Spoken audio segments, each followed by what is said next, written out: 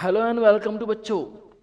आज हम बात करने वाले हैं क्लास 10th के सेकेंड चैप्टर के 2.2 का लास्ट क्वेश्चन। बच्चों ऑलरेडी ये वाले क्वेश्चन हम कर चुके हैं। अब ये लास्ट क्वेश्चन बचा हुआ है 2.2 का। बच्चों हम एनसीईआरटी की बुक में से कर रहे हैं और ये जो है लेटेस्ट जो न्यू वाला सिलेबस है उसमें से हम कर रहे हैं।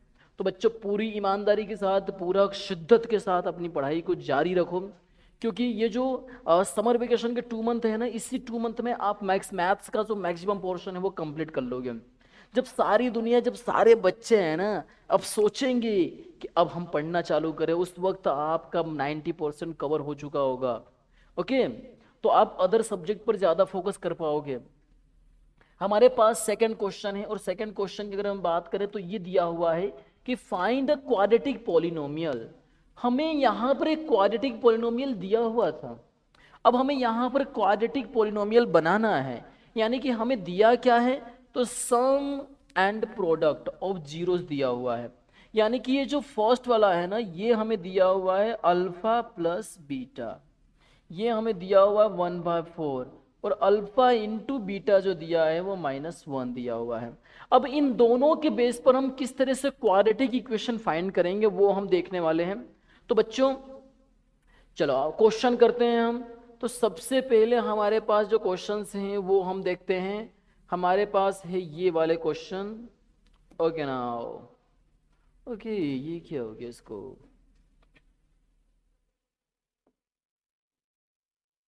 ओके तो ये रहा हमारा क्वेश्चन। ओके बच्चों, इन क्वेश्चंस की अगर हम बात करें तो यहाँ पर हमारे पास है ये क्वेश्चन दे रखे हैं। तो सबसे पहले हम करते हैं अपना फर्स्ट क्वेश्चन। ओके बच्चों, क्वेश्चन नंबर फर्स्ट कर रहे हैं। तो ये हमें दिया है 1/4 एंड -1। क्लियर है, -1/4 एंड -1। तो हमारा अल्फा प्लस बीटा जो दिया हुआ है वो दिया है 1/4, एंड अल्फा इंटू बीटा जो दिया हुआ है वो -1।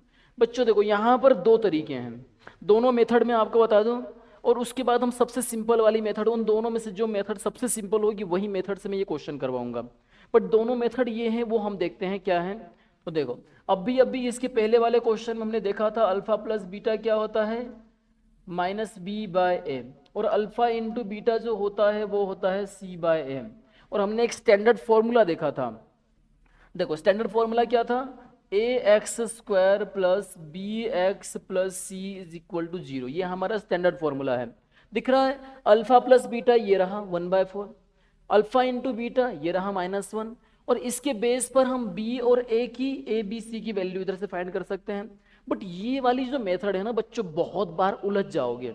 बहुत बार इस क्वेश्चन को इस मेथड से करोगे तो बहुत बार गलतियां होने के चांसेस इस मेथड में बहुत ज़्यादा हैं।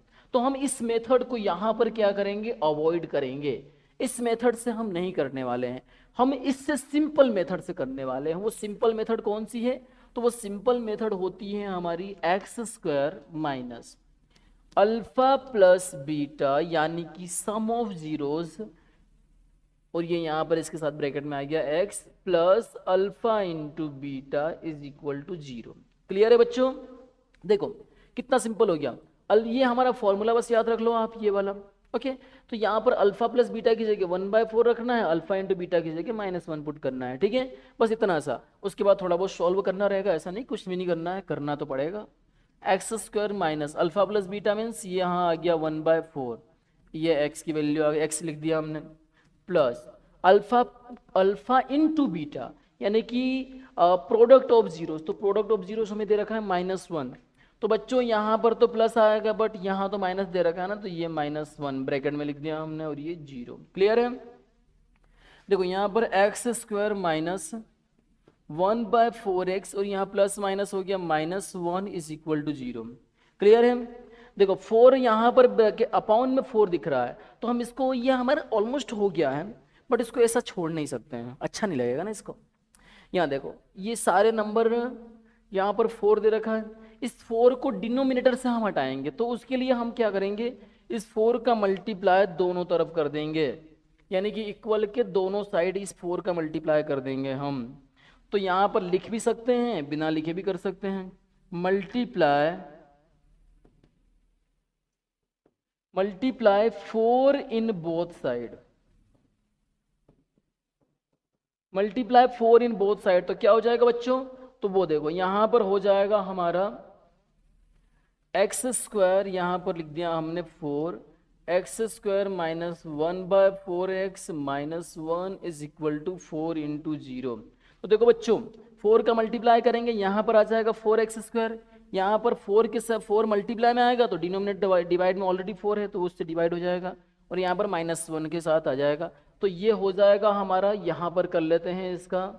ओके देखो ये हो गया हमारा 4x स्क्वायर माइनस एक्स, और यहाँ पर हो जाएगा -4 इज इक्वल टू 4 में 0 का मल्टीप्लाई करेंगे तो आएगा हमारा 0। क्लियर है बच्चों? तो ये आ गया हमारा क्वेश्चन, ये हो गया फर्स्ट वाला क्वेश्चन हमारा कंप्लीट। ओके अब ये क्वेश्चन बच्चों एक बार और इसको समझ लेते हैं।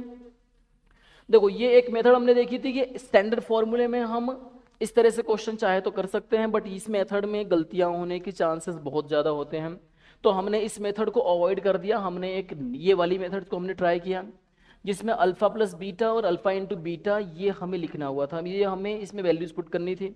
यहाँ माइनस ही होता है, ये याद रखना। ओके बच्चों, तो ये यहाँ देखो अल्फा प्लस बीटा की वैल्यू कितनी है 1/4, यहाँ पर हमने 1/4 पुट कर दिया। अल्फा इंटू बीटा कितना है -1, यहाँ पर हमने -1 पुट कर दिया।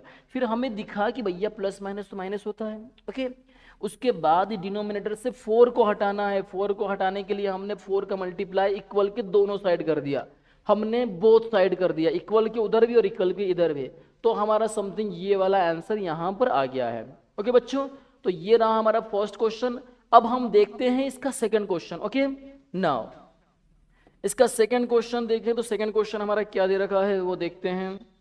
ओके तो सेकंड क्वेश्चन ये रहा √2 1/3। ओके तो सेकंड क्वेश्चन जो है हमारा वो है √2 and 1/3। तो देखो क्वेश्चन में जो पहले दिया होता है वो हमारा होता है सम ऑफ जीरो दिया हुआ था क्वेश्चन में, और दूसरा जो दिया हुआ था वो हमारा प्रोडक्ट ऑफ जीरोस दिया हुआ था। क्लियर है?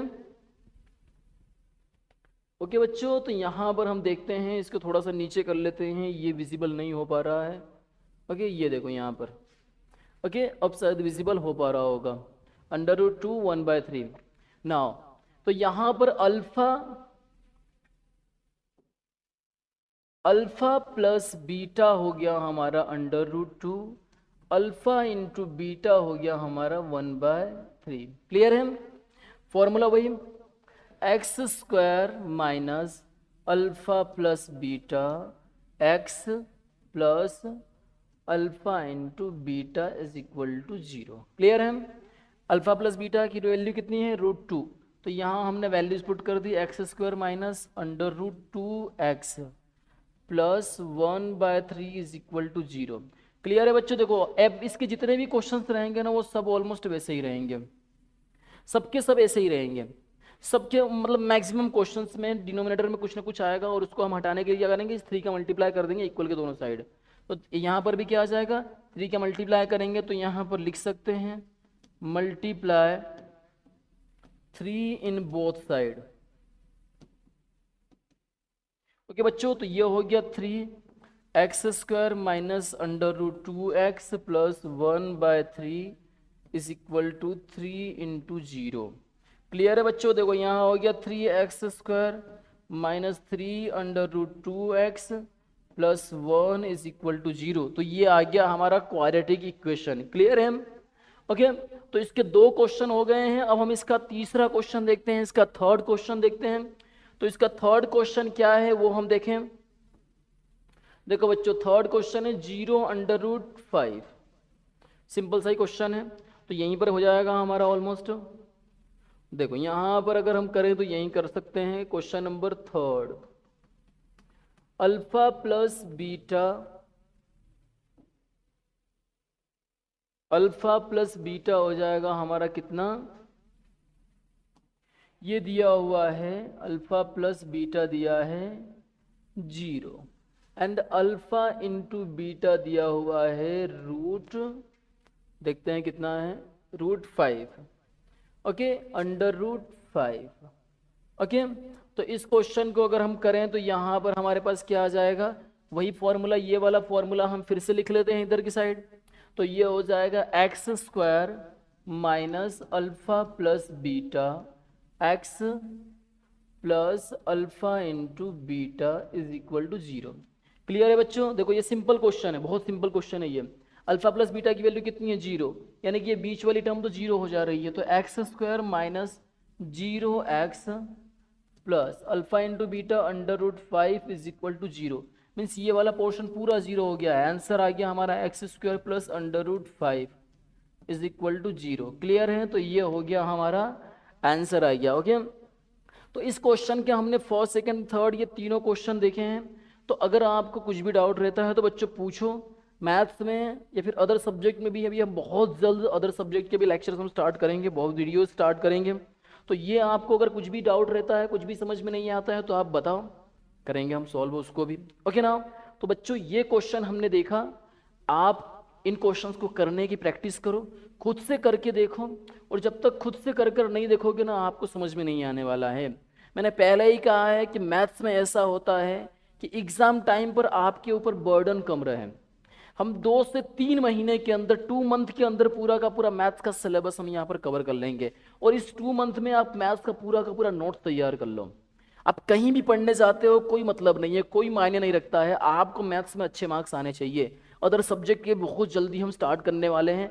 तो अगर 10th क्लास का कोई भी बच्चा हो ना, अपने फ्रेंड्स को बताओ, उनको फ्रेंड्स को हमारा चैनल सब्सक्राइब करवाओ, ताकि वो भी फ्री में पढ़ पाए। और सबसे पहले उस बच्चे को वीडियोस की लिंक सेंड करो जो कि बहुत शर्मीला है, जो शाय हैं, जो अपने डाउट्स पूछ नहीं पाता है क्लास में।